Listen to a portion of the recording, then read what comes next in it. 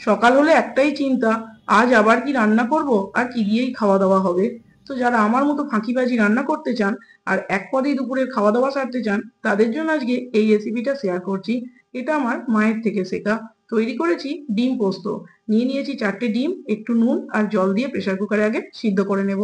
ডিম সেদ্ধ হয়ে গেছে, ডিম ভালো করে ছাড়িয়ে গাগুলো একটু ছুরি দিয়ে কেটে দেবো আগে। তো ছুরি দিয়ে কেটে দিলে এর ভিতর পর্যন্ত নুন মশলাগুলো যাবে, খেতে স্বাদ হবে।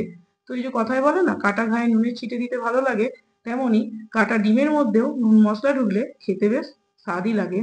তো এই যে আমার ডিম ছাড়ানো কাটাকুটি কমপ্লিট হয়ে গেছে। এবার একটা মশলা তৈরি করে নেব। মিক্সির বাটিতে দিয়ে দিলাম 3 চামচ পোস্ত। আগে পোস্তটাকে একটু ঘুরিয়ে নেব। এই জায়গায় একটু তিলও মেশাতে পারে, তবে আমার কাছে তিলটা ছিল না, একটু পোস্তই দিয়েছি।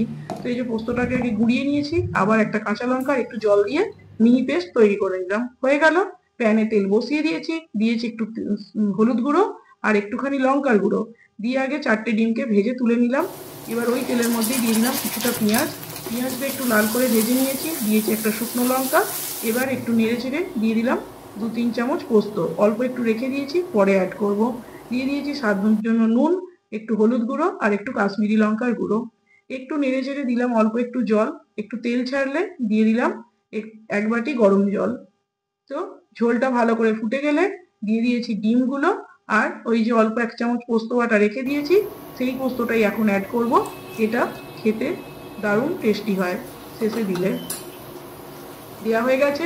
নামানোর আগে অল্প একটু কাঁচা সর্ষের তেল অ্যাড করতে পারেন, না দিলেও অসুবিধে নেই। হয়ে গেছে, এই যে ঢেলে নামিয়ে নিলাম। এবার গরম গরম ভাতের সাথে পরিবেশন করে বলুন তো খেতে কেমন হয়েছে। দারুণ